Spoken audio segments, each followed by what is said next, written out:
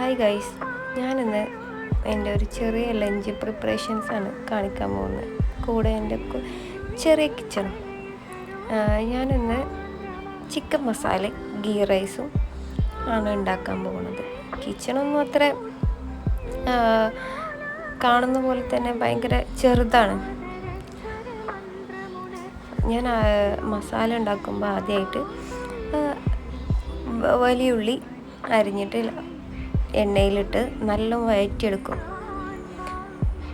പിന്നെ ഞാൻ ഉപയോഗിക്കുന്നത് പിന്നെ അതിലോട്ട് വെളുത്തുള്ളി ഇഞ്ചി പേസ്റ്റും ഉപ്പും ഇടും.